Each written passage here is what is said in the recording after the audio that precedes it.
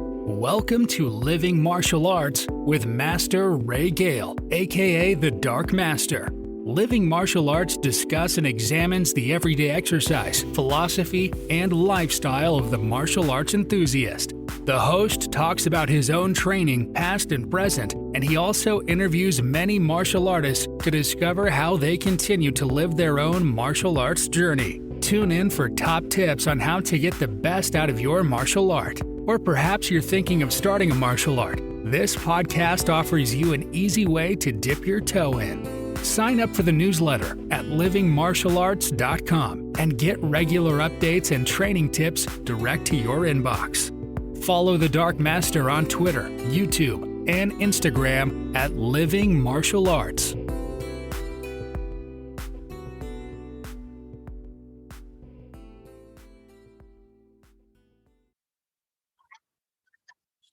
Hi, and hello to all the Living Martial Arts podcast fans out there. It's me, the Dark Master, back with another podcast on a slightly different subject, still martial arts based, but more about a tournament and a new division that has recently been started in PUMA martial arts.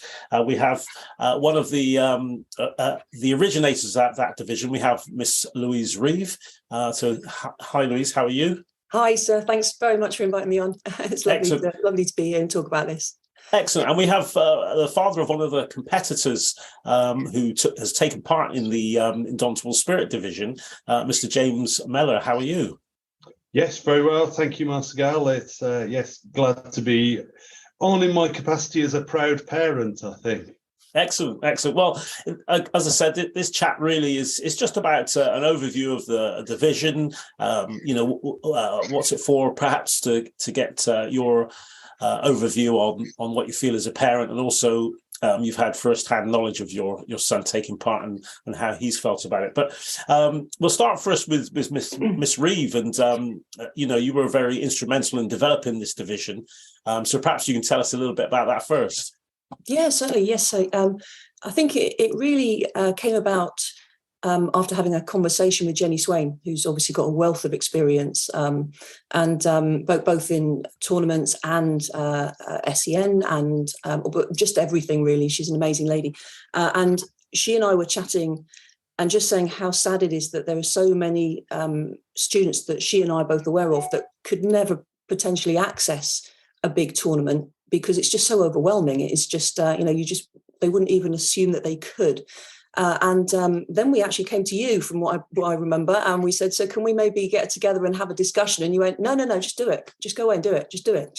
And so we just went and did it. So we just got it done, really. And I think it came about because my school has been going for 20 something years now. And on the 20th anniversary, we had some nice medals done. And I did my own sort of little tiny tournament and just saw the joy in everyone's face. And it was everyone in together. Everyone had a great time. And there was certainly a number of students there who've never done a PUMA tournament, who would never have even assumed that they could do a PUMA tournament, who came and did my small version and loved it. And this was for them. This was for those people. Excellent. Well, that's great, and I think the evidence of that, which perhaps we'll hear in a moment, of how it went and how it was received from Mr. James Mellor in a moment. But no, thanks for that. I think it's important because, from my point of view as sort of chairman of PUMA, we like to be as inclusive as possible. That's on our mission statement, which is important to us all. We want to try and include as many people within our competitions, within our events. So it's great, and thanks very much for for what you've done. So just moving on to Mr. Mellor, then. You're a father of one of the competitors, and looking at his face at the last tournament, I think he was quite pleased to be part of it. So perhaps you can tell us, obviously your son Teddy, as I'm referring to. So perhaps you give us an overview of how you felt and how he felt. Yeah, certainly. I did speak to Teddy about this before we went in, and I think his view is that it's really important for him, and I think he sees it in the other competitors as well, that they do have that opportunity to compete, practice with with a clear goal that they've got the tournament they can focus on, and also that sense of achievement that they can do it, they can be amongst their peers and be really proud of what they've achieved. So I think that's really important, because I think it's very difficult with sport that everybody focuses on the sort of the elite and the highest level. But I think one of the really good things with Taekwondo is that each individual can really be proud of their own achievements. No, thanks for that. I mean, I don't know whether you want to I think some people listening to this will think, well, okay, what is it? We call it the Indomitable Spirit Division, which I think is a fantastic name for the division and really sums up the competitors within it who are competing in that division. But perhaps, I mean, like I said, it's. I'm sure you can probably speak for a few hours on the development of Teddy within Taekwondo, but perhaps you can just give us a little overview of his challenges and within the art, first of all. Well, not just within the art, but within life in general, and how this has helped.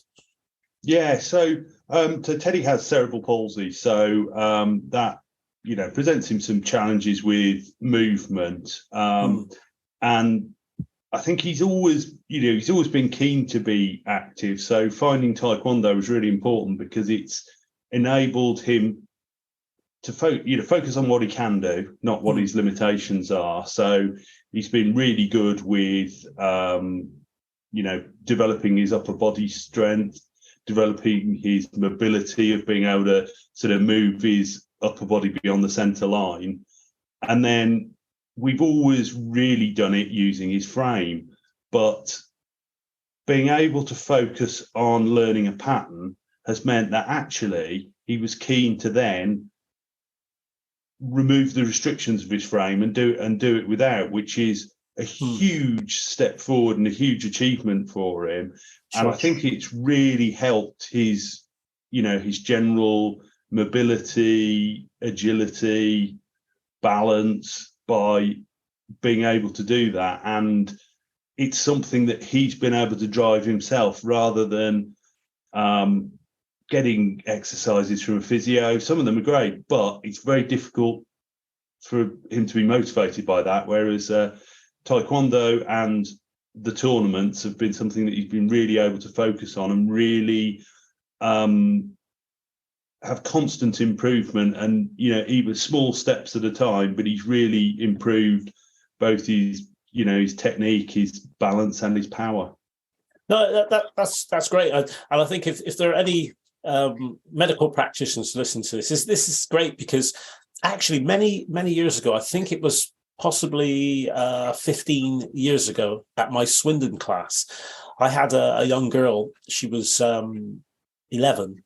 I think she was 11. And she was actually referred to me to do martial arts. She had cerebral palsy. She had struggling with the left side of her body. And the doctor, I don't know who it was quite forward thinking, really. He said, you should do martial arts. So she came along. And the difference in a couple of years that was, made in the way she could move and the way that she had more control of her body was absolutely amazing. So I don't know whether the doctor was a martial artist, but perhaps he knew something that other doctors didn't at that time, because it was quite revolutionary. And she literally just joined in my normal class, and certain things that she couldn't do, I adapted and so on, and she got on really well. So it is, for me at that time, it was absolutely amazing, and it was great that she felt good about it as well, and her parents as well were amazed at the difference. Sort of 2 years down the line after her training, so it was great. But perhaps yourself, Miss Reeve, as Teddy's instructor, perhaps you can give us a bit of an overview, and how have you felt and managed, teaching Teddy Taekwondo? Oh, Teddy's, we're not allowed to have favourites, are we? We have Team Teddy. So I have a core team of about 4 or 5 different black belts and seniors who help with Teddy on a regular basis. And they are amazing, because they've all got slightly different take. And rather than us sort of coming to, I mean, I know that you and I have spoken about grading syllabus, and we do kind of almost cherry pick the things that we know that he can work towards for gradings. When it comes to teaching, it's very much like we are led by Teddy, because he pushes himself. He really does. And it's lovely. So rather than me going in and saying, well, let's just do this, that, and the other, they just go and say, well, let's just see what he feels like doing today, and let's see how far we can take it. And it is just a massive learning curve for all of us at the moment.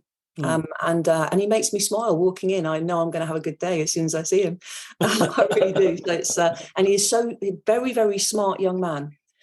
So you can really ask him what he thinks about things. He's very, very good at his theory. You know, he's a very smart cookie. So he's very eloquent about expressing himself and about being able to say what he wants to do and what, you know, he wants to be pushed at.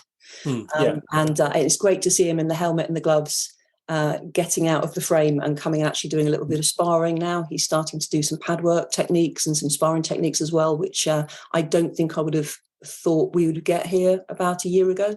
So, you know, as far as I'm concerned, there's no limit to this now. This is, you know, the train is chugging along merrily, and we're just going to see where we go.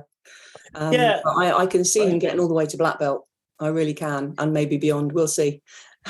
Well, that's great, and I think that you know, I started martial arts in the 70s, and you know, there was always this thing about martial arts being for everyone. But when you looked around, generally it was teenage males, late teens, early 20s, who just wanted to hit each other, and that was the thing. But now I believe it is, and I can see from my own eyes, it is truly inclusive. You know, many moons ago, I think probably 6 or 7 years ago, we had our first wheelchair black belt that came through PUMA, and I think that opened up huge sort of possibilities. And I also think that not just people who have additional needs, if you want to call it that, but age as well. Age, you know, our eldest student within PUMA in the last couple of years, we've had a young man of 90 that was training. We've got the tough old birds at Stroud, you know, all in their 70s, ladies in their 70s and 80s. And I think point out so that is their team name. You haven't just called them that. That is their team name. No. They tell me off if I don't call them anything else. So no, they're quite happy with that name. They chose it. I said to them, you sure you want to call yourselves? They said, no, that's what we are. We're tough old birds. So it's a great addition. But also now this division will make it truly inclusive, and you know, hopefully we'll get more and more people coming along and participating. So James, is Teddy keen for the next one now? The next competition, is he looking forward to it? Because we've got a few lined up ready for him. Yeah, I think he's got the bug now of you know, competing and winning medals. So that's, you know, that's really good. And I think he really does feel included in the achievements of everybody in his class, in his group. And I think difficult to speak for other people, but I think other people feel pride in his achievements as well, that really see that you know, after the tournament, everyone sort of seeks him out to congratulate him. So that's really really lovely to see as well.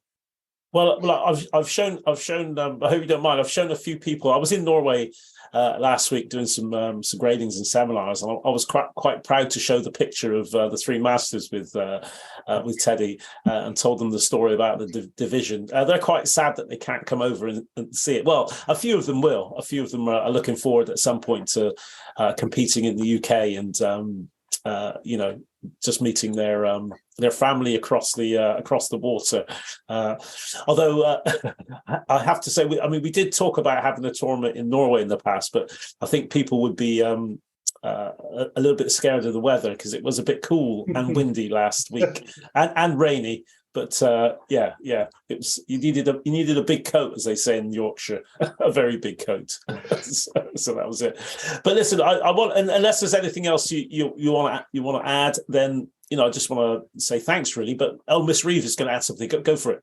I just wanted to mention that we're already in discussions about how we can take this forwards. Yes, and we are possibly maybe discussing a way to do an Indomitable Spirit sparring division as well, which would probably look like performing techniques against a static target rather than going up against another person. And those techniques could have then certain marks, on flow and degree of difficulty and all those sorts of things. But it's definitely something that we're looking to in the future, so that it's not just going to be patterns. We're going to try and introduce as much as we can for this division. Great. No, well, that's excellent. That's excellent. I think that would be, again, a welcome addition to it. And, I'm hoping that it will become a large part of our tournament series throughout the year. And people will, genuinely look forward to it, which they do now already. But others who perhaps haven't seen it will look forward to seeing it. Maybe some of them who don't like being watched will think, right, come and watch me, go for it. Yeah. So that's what I hope. And thank you very much. Well, listen, thank you very much to both of you. As I said, this is about a celebration, really, of martial arts and what it can do for others, and also the inclusiveness of martial arts these days. I'm hoping that PUMA will continue to lead the way in that. So thank you very, very much to you both, and I really appreciate your input in this. Thank you, sir. Thank you. Thank you very much. Thank you. See you soon. Yes, thank you. Bye. Thanks, sir. Hi, it's me again, the Dark Master. This is a continuation of a chat that we've been running, and it's about one of our recent additions to our tournaments called the Indomitable Spirit Division. And we've got two people here who are connected with that division. We've got Kat Newman, who is the mother of one of the students who's taken part in that division, and her youngster is called Lucas. How are you doing, Kat? I'm okay. You? Good. I'm good. I'm great. Thank you for coming on and having a quick chat. No, and then we've also got Mr. Tom Baxter, who is one of our PUMA instructors at Chepstow, and he's actually the instructor of Lucas. So perhaps we can get his input on it. How are you doing, Tom? I'm good, thank you, sir. How are you? Good. Yeah, I'm good. Thank you very much. So really, we've had this introduction of this new division. It's called the Indomitable Spirit Division, and we've got a number of youngsters with some special educational needs, and we're trying to make sure that everybody has a chance to compete and be part of the PUMA system, which is what it's all about. So, I mean, I'll go to Kat first. Really, Lucas has been into the competition, so. Basically, just asking you really about his experience, what he said to you, and how you felt about it. Oh, he absolutely loved it. It was his first competition experience was in the big room, so it didn't go very well. He was absolutely terrified. But the second time, which was the first time the new division was run, was completely different. He absolutely loved it. The amount of self-pride he got from it was unbelievable. Yeah. I've got a before and after photo of him, and it is, it's ridiculous, the comparison. It's great, isn't it? And as a father of four myself, the thing we want for our children is really just to have, great experiences as kids, and let them be kids and let them enjoy some of the things that kids love to enjoy, which is being there with other kids, competing, whether they win or lose with a smile. Yeah. So is he keen to do the next one? Oh yes, yeah. I think he'll sign up for every single one. Everyone. Right. Yeah, that's great, which is fantastic. Well, just moving to Mr. Baxter, his instructor. What about your experience? Tom, how did you find, Lucas in class talking about it? And, and you must have felt very proud as well as instructor. Yeah, I mean, it's as you guys say, it's one of those things where you want for your students and if you're a parent, for your kids to have the opportunity that every other child can have. And I think going into competitions, knowing that we've now got this division that is going to be open to people that may not be able to enter the normal divisions, it's so good to be able to say to parents, actually, do you know what, if they're, if they've got additional needs, or even if they don't have additional needs but they're anxious about doing a competition for the first time, that they can go, and we've got this extra place, and we've got this kind of setting where they can do what every other kid is doing. And obviously with Luke, like being able to kind of see him go from, obviously I was there, as Kat said, for his first competition where he actually had to do it in the foyer because he couldn't go into the big room, to being able to go up and stand in front of a group of people that were judging him, and be able to do it and do it without any help is really, really nice to see. And it's it fills you with a massive amount of pride. Definitely. And at the moment, how does he get on with the class generally? I mean, of a parent with a child that also has some additional needs, I know that sometimes when the environment is quite familiar, they're okay, but when it's a very unfamiliar environment, that's where some of the difficulty can come. So, did you find that initially with the class when he started, or did he sort of interact quite well? Yeah, like when he first started, he started as a little PUMA, and it wasn't challenging, but he had difficulties, and he struggled to kind of join in initially, and then he kind of got more and more used to it. Now you wouldn't tell that he's got any additional needs to any other child in the room, because he's just so used to the way that things are run, and we run things at Chepstow very much the kind of same style every lesson, so that it's familiar and that everybody understands the rules and limitations of the situation. And I think that really helps for Luke. I think I kind of sometimes I forget that he has additional needs, and sometimes I just treat him like any other child. But I think equally that's why he enjoys it. Yes, yeah, definitely. And coming back to Kat, it must have obviously filled you with pride. I mean, I watched the division the second time around, and I was quite choked up actually. It's really emotional. It is, and that's not just for your own child. No, it's watching other, all of the kids. They all got to me, all of them, and it was just that. That self-worth they get from it. You can see it all over their faces as soon as they're done. Yeah. And it's just amazing. Yeah.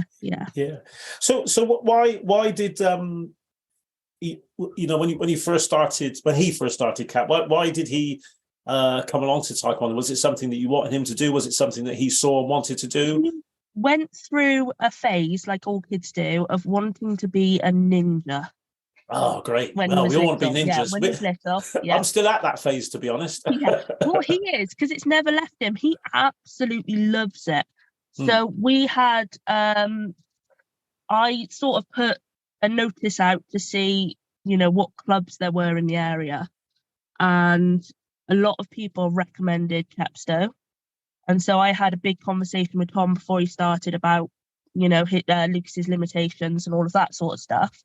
And it just fit. It was perfect. And like Tom said, he struggled, the first, it was a good few weeks, probably even a couple of months before he really felt like, he could just get up and do it absolutely fine. But now, you wouldn't know.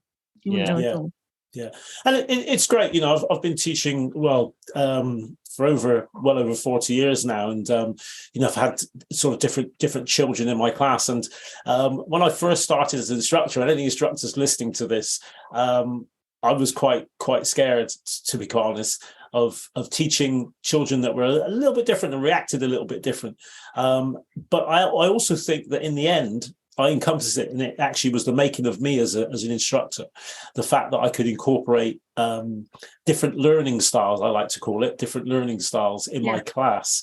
And it's still a challenge to this day. And I still have some children that are very challenging, not just in getting information across, but also sometimes in behaviour as well, and that can affect the dynamics of the class. But I do see it as a challenge now, and I'm really happy when I manage to get some success. So I don't know if you felt like yourself, Tom, within the class, and how you feel about it yourself, because it does make you feel great when you can do something for somebody who, in a lot of cases, with the children I've taught, haven't been able to join other groups or activities, and people have really just shrugged them off. Yeah. I mean, I remember obviously going back to Lucas and Lucas starting as little PUMA. I can remember Lucas, Kat, messaging me and being like, I'm really concerned that he'll be,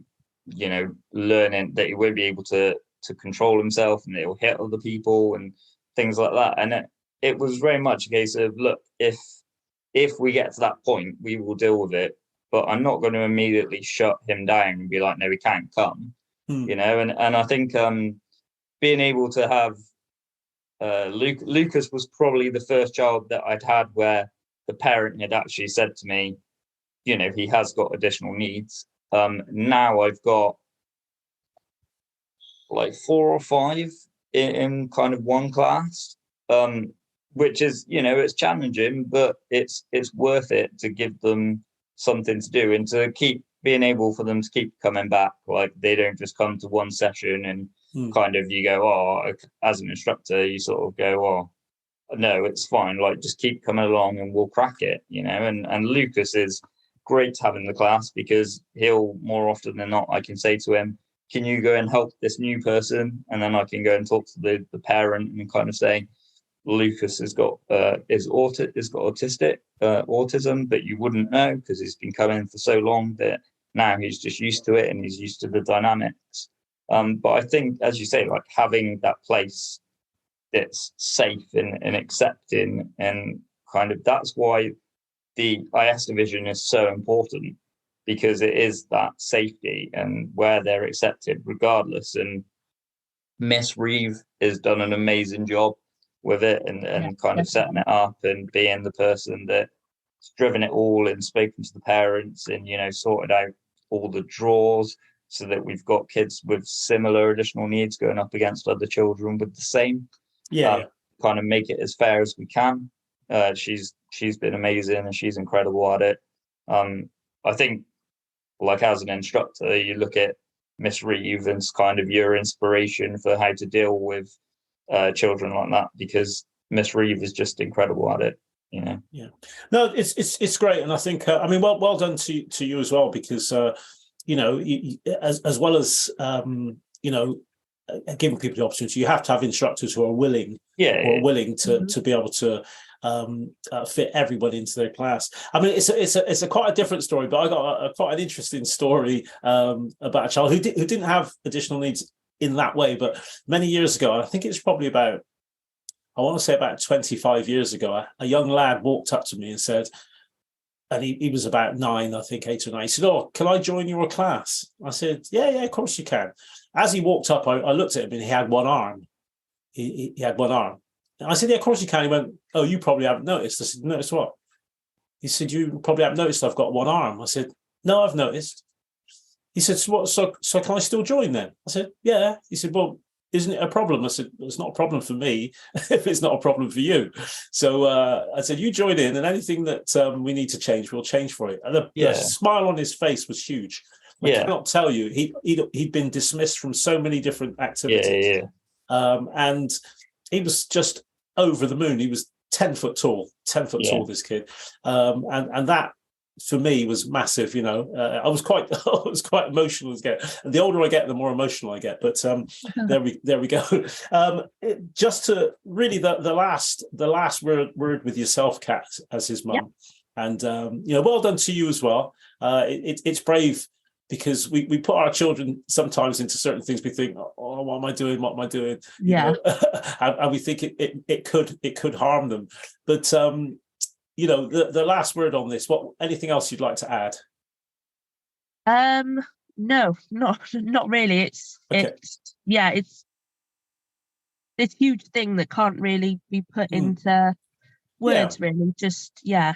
Just the opportunity that they have is unbelievable. Yeah. Well, thank you very much, and thank you very much to both of you.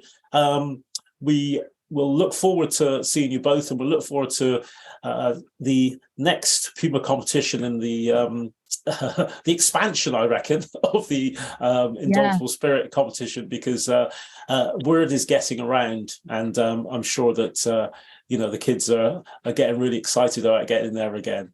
So. Lucas thinks that we're going to have so many people next time that we are going to have to take over the main hall and we will boot out everyone else. Well, I hope his prediction comes true. It would be really, really nice to see that. So thank you. Yeah. So I want to say thank you to yourself, Kat, for taking the time just to give your thoughts on our new division, and also talking about your son Lucas. And I want to thank yourself, Mr. Baxter, as well, and for taking the time to talk, but also taking the time and having the the whereabouts to try and incorporate many different learning styles in your class. It is something that I never thought I'd come up against when I started teaching back in the late 70s. We won't talk about that. Of course, I don't look old enough, but thank you very, very much to you both. Wish you all the best, and hopefully we'll catch up with you very soon. Thank you. Thank you, sir. Thank you. Bye-bye. Cheers. Bye. Hi, we're back with another chat with Mrs. Jenny Swain regarding our newest division, the Indomitable Spirit Division, and we're going to get Jenny Swain's thoughts on that division. And well, first of all, how are you? I'm well, thank you. Good. Keeping busy. Yes, it's a busy time. We're recording this just before Christmas, so everything. Although I think it's probably the best place to be. I don't know if the shops is a great place to be at the moment, but so there we go. Shopping's never been my best thing, but yeah. Anyway, so we're talking about the Indomitable Spirit Division, and I've spoken before to other people about this, but you were quite instrumental in pushing this forward, really. So I wanted to ask, why, and initially that you thought, right, this would be a good idea. But so go for it. I think there's always that toss up when you look at what you call like a mainstream tournament, and you think that, there's not many competitors here with additional needs, and then you start to question why, and then you think, well, is it really accessible for those people with additional needs? And so I was chatting to Miss Reeve, and it's that balance of is there not enough students with additional needs out there, and that's why they're not attending the tournaments, or is it because there's not a category that's suitable for them, so they're not attending the tournaments? And I think from sort of our experience, we decided it was the latter, and we wanted to provide an opportunity for those students in a slightly adapted environment, so that it was more welcoming and available for others. Yeah, I mean, I think it has. I mean, I didn't. I missed the first time the division was run, but I was certainly there the second time, and it was quite emotional for me. The older I get, the more emotional I get. But You're not the only one. Yeah, it was quite emotional. And I think what struck me most about everybody there was the sheer enjoyment of it. It always makes my cheeks ache. Yeah, smiling too much. Yeah, even more so than, for want of a better, with the usual sort of tournament, where you get some smiling, but it seemed like everybody in the room was smiling and laughing, and the people that were participating. I think you just want them to succeed as well. You know that they've got the additional challenges, with a huge spectrum and variety, but they're all there trying their best, and you want them to perform, you want them to do so well, and then they achieve what they're there to achieve, and you can see that they're delighted and proud of themselves, and then that just, it's infectious and it rubs off, really. Yeah, I think it does, and not just on them, but certainly on the people who are officiating the event as well, and those yes, us watching. being official and trying to compose ourselves. Yeah, no, it is fantastic. So where I mean, it's a difficult question to answer really, but I was going to ask where do you see it going? Or I mean, it's certainly from the very first time it was run to the second time, I believe it doubled in size, or maybe trebled. Yeah, so it went from very few competitors, and I think perhaps it'll be interesting to see how it goes next year, where it goes from here really, and how big it can get. But yeah, what would you like to see? I think if we could get like the exposure out there and the awareness out there that we're running these events for people with additional needs, and that's ranging from children all the way up to adults, because there's a variety of conditions that you can have, whether they are from birth or partway through your journey in your life, different health complications that can lead to varying disabilities. I think sort of mental health across COVID has been huge. I've seen much higher levels of anxiety amongst students, especially juniors. So I think having that smaller space for them to be able to access the environment of the competition arena would be really good. I would love for some of them to, over time, I know that it's not going to be a quick thing, but they could almost have like a demonstration team, and then that might help with the exposure. It might get more people interested. We could draw other people to the event, and just highlighting what people can achieve. And maybe there will be more SEN divisions across other organisations, and just having that exposure and the desire and welcomingness and the inclusivity, just to make more people aware and have those opportunities.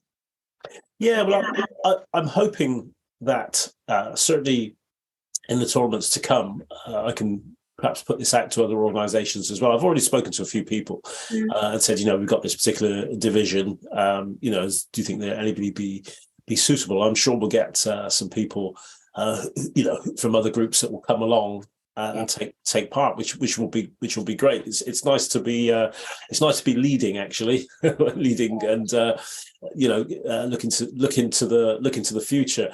And I think with everything like this, it needs. I mean, you're quite experienced dealing with youngsters with additional needs. Perhaps you could outline a little bit about your background in that, please. Yes, sure. So I did my teacher training degree. I did an extra unit in special education, worked across a few different special schools, then settled down in Southampton and started working for Rosewood Free School, which is a school for children with profound and multiple learning difficulties. I've come across so many students with so many different disabilities, and I think the one thing that I think is such a key thing is just looking at them as a person first and their disability second. And whatever it says on a bit of paper about your disability, and I've worked with so many students that don't have a piece of writing that says this is my disability, but that there's something different, and treating them as people and looking at what they can achieve, no matter how small, and really holding on to that and seeing like the little improvements that they make. And I think that was what was nice about the second time we did the tournament, was seeing some of the students that came there the first time and seeing the improvements that they'd made. So you can see how hard they are working to achieve those goals. Yeah, it's tough as well. I mean, I'll tell you what's interesting is my eldest daughter, growing up, she was very different from a lot of other girls of her age, and finally in the last sort of 18 months we actually got an autistic diagnosis for her,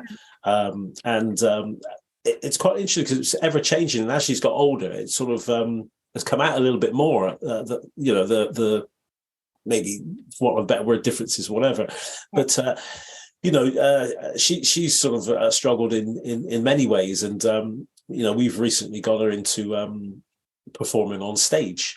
And I said to her, I said, well, how come I saw her on stage and I couldn't believe it. And I said, how come you can do that, but you can't do it? She said, oh, Dad, I can just be someone else. I don't have to be myself.